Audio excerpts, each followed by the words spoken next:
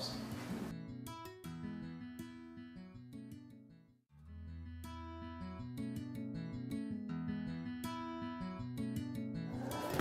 Well, actually, I'll just start you off by turning to section D in the binder that you have. And there are some resources available in this planning phase to help guide through organic certification. So if you're unfamiliar with the process completely, there's some good resources here. The ASTRA article is a good just sort of primer for becoming certified organic. And then following the first yellow leaflet, you'll find Marin Organic Certified Agriculture. They follow the same organic standards as everybody else's CCOF, but there are a lot of regional certifiers that are sort of taking the weight of certifying a lot of the small farmers in particular. But it's very challenging. I'm going to put a plug out for Anita Sauber at MOCA, which is Marin Organic Certified Agriculture, for all the assistance she gives the small farmers in getting certified and getting through the hurdles to do so. You may hear a lot of different things about certifying organic, about how it costs too much or how it's too much work. You have to have administrators and all these things. It's complicated, but it is achievable. It's really not terribly expensive. And really just honing your systems so that your record keeping is in line makes everything simpler in the long run to certify. So one of the things I really like to tell people is that any certifier you go to, they're going to first hand you an OSP, which is your Organic Systems Plan. The OSP will run you through all the details of your operation, from nursery stock to crop production to animal husbandry to processing and packaging certification standards that you have to follow. You have to be able to show this is our practice. This is how we do it and are meeting all of the organic standards. So I always tell folks, okay, if you're even thinking about getting started, just go get an OSP and start going through it bit by bit, because it's basically your whole business plan. It's your operations plan. So it's really helpful to start there. So for us, it's been sort of a long process. There's always a 3-year buffer to becoming certified organic if you're taking over an operation that is not organic. So I'm priming that as it not being organic. So if you're doing any conversions from maybe a conventional operation to organics, there's a 3-year process to do that conversion. And you have to show, again, the records that you've followed the right procedures to certify. Because you have to be able to prove on an inspection to the certifying agency that you've done everything appropriately. So it would be helpful also just to flip through the MOCA file here, because they do give a detailed layout of all the steps to get to certification. And essentially, again, it starts off with you just starting to fill out that organic systems plan, and that forces you to hone the systems on farm, on site, to meet all these goals. And I just want to turn everybody then to the OMRI certified organic materials listings. It's Organic Material Research Institute, and that OMRI stamp is on every organic certified organic product that you could possibly use on farm. And so it's important to guide yourself to that, because setting yourself up using those resources, it streamlines you into your organic practices very well. And basically, the certifiers, they're going to go through all of your farm inputs and look and see if you're using certified materials, because it's the inputs to the farm that they're concerned about, really, to ensure that your outputs are healthy and organically certified standards. So, does that make sense to you? Mm-hmm. Okay. So, yes. Well, one important thing is that we had Anita Sauber, with whom Henry and Jenna worked to do the certification, come in and teach a full class on how to do the certification, which was great because it just got us up to speed, and then also every student in the class heard them and could understand what we were going through in order to do the certification. So at every point, take the opportunity for it to be a teaching moment. Absolutely.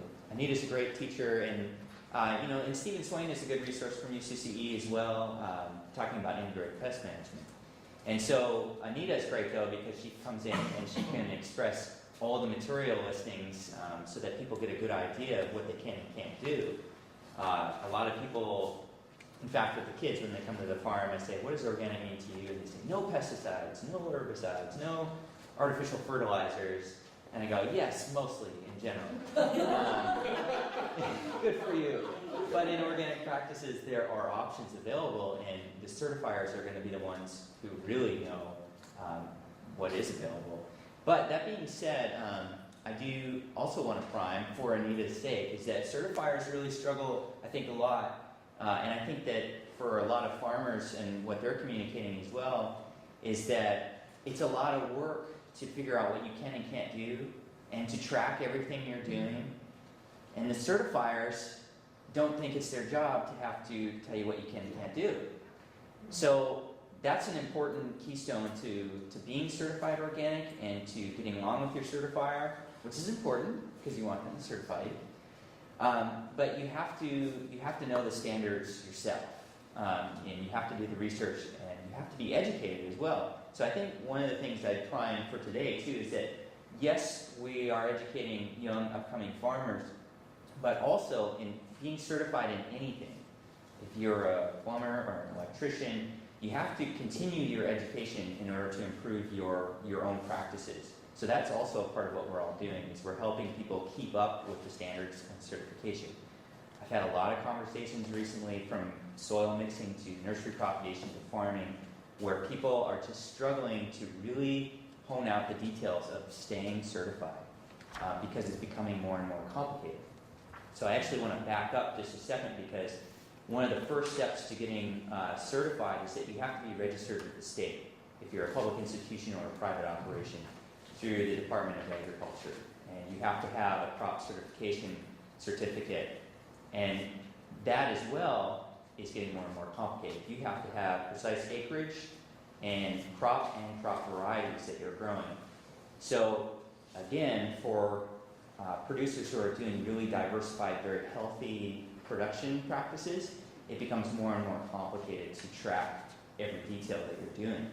It gets really complicated when you have a 550 item crop production list to be able to track and have that all on included constantly.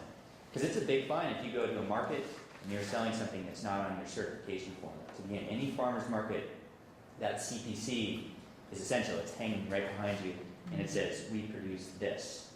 And if you're selling peppers from Mexico on your farm stand and it's not on your CPC because you didn't grow it, that's a real problem. So anyways, the whole certification process is challenging but rewarding, and it's all based on cutting out the cheaters, basically.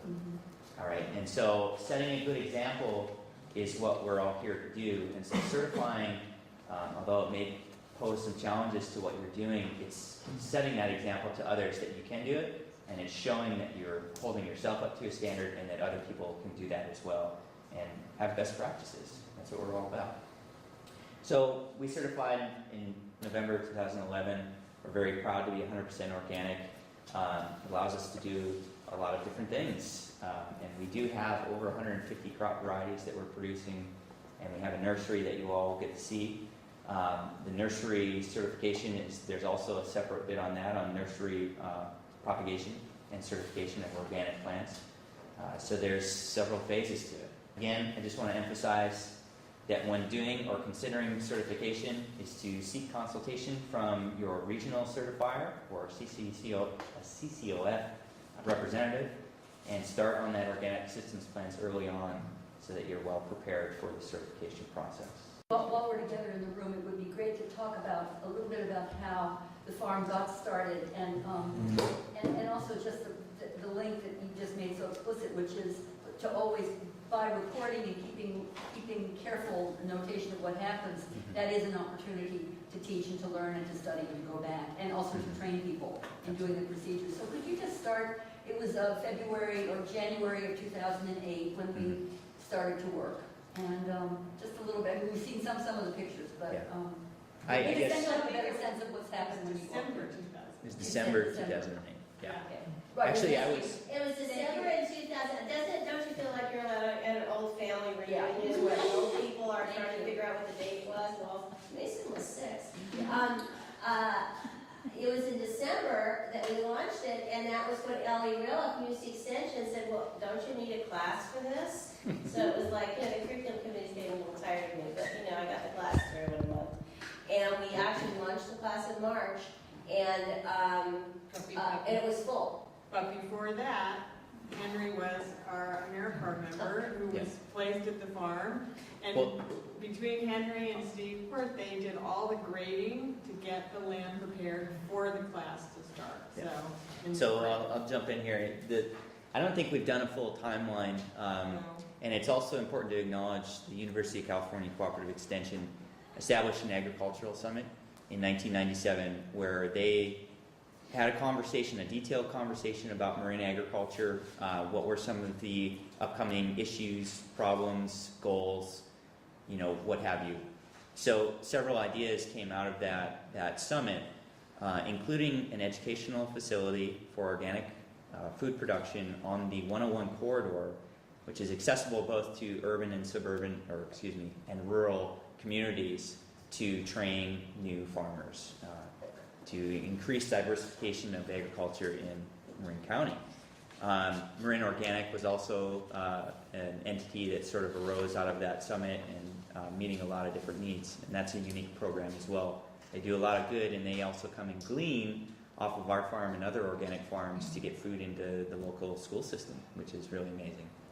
Anyways, from that summit, this educational facility, went through a long process, the feasibility study, and then in November of 2008, I was hired actually through Conservation Corps North Bay into the AmeriCorps program, which then we started out on the farm, as Laura mentioned, mowing and grading for hoop houses, and then putting up the deer fence with crews from the natural resource crews in CCNB, getting the fences up, and I think a big part of it was everybody was going, is this going to happen? Are we ready? Is this really going to happen?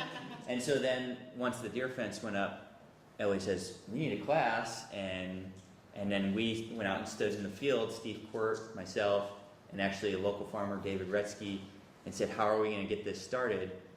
And this is just kind of a fun story I always have to tell, is there was a bulldozer parked down the road with 18-inch ripping tines on it, and David goes, hey, that'd be perfect for ripping this field. And so they actually left, and I was hanging a gate, and two gentlemen showed up and started crawling all over the bulldozer, and so I ran down and said, hey, can you rip this field for us?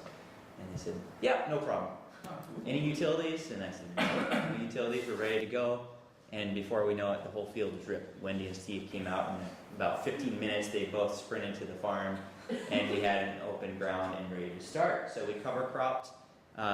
So that would have been beginning of December, a little bit late, but we cover cropped, and then the first class started that spring semester, which would have been January or February, somewhere. It was a late start. It was a late start. Started when it was ready. Yeah. And so we were out planting lettuce with that first class, which kind of brings a little backlog to where we started, with Steve planting his Nova lettuce, and which we're still planting today, and is one of our most popular crops. Our very first season, we went to local seed exchanges, scion exchanges, and were able to get enough scion wood. So that the first orchard, a year after getting that scion wood and having a class in bench grafting, the first orchard planting of apples came from the scion cuttings that people took and made beautiful trees of. So it's very exciting to think, okay, so the second and third farming class is responsible for propagating these trees that are now standing in the orchard that's part of the design. So we took the opportunity at every point to have both the education and development of the farm be completely interlinked. So in getting to Wendy's original question just about record keeping and the educational opportunities, is that you all have received a lot of the backlog history about the farm and getting things initiated and started, but the day-to-day record keeping, when was the orchard planted, what varieties were planted, every step is a huge educational opportunity for folks coming in and learning and working on the farm. And I really emphasize working because a working farm is truly an educational farm.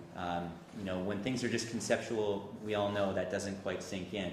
So to have folks in the field doing the work and then doing the record keeping and learning what they have to do in order to stay certified is really essential to this type of program. Carol, for instance, did a really beautiful job doing a database about our orchard, the fruit varieties, where they come from, a little history, botanical names, fruiting season, cross-pollination, chill hours. You know, she learned a ton about fruit trees in a short period of time. Her semester project to study it, and she did the journal. Yeah. So really fantastic, and especially in early years when you're getting things established, that's essential for folks. And you know, and I have to emphasize too in these educational programs to plan in with your infrastructural development to have the opportunity to kind of do and do again several of these projects so people get as well-rounded of an experience as possible. Farming takes a lot, as we all know. It's a very generalist kind of procedure. Just one more thing.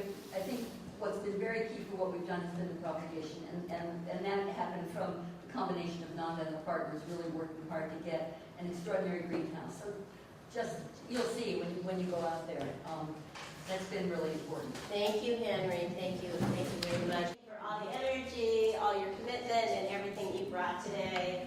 And go out and make more of this happen.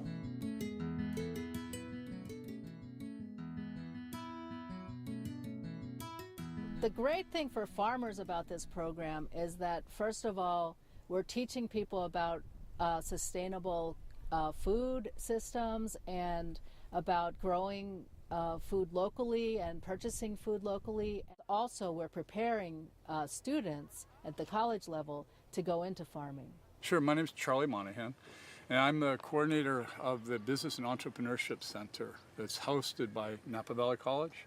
And we're active in the North Bay, so we're active in Marin, Sonoma, Napa, and Solano counties. Wanting to find out about the apprenticeship program for quite a while.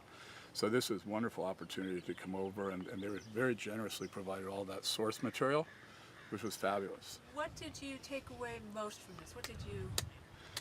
I'd say most taking away the apprenticeship program, and then also an update on how where the farm's at.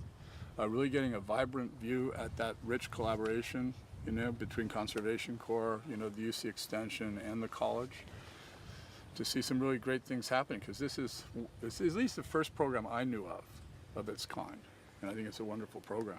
I came to this program to learn a bit about how Indian Valley Farm got started, and maybe to become inspired about starting a farm or garden on my own, and a model in which I could use to begin that project. I think I learned a lot more of how dynamic this farm really is, and all the partners and people that College of Marin reached out to be able to create this amazing project and get it started, and all the things they've gone through to get there was really inspiring to learn about that and really learn all the different steps that are involved in it.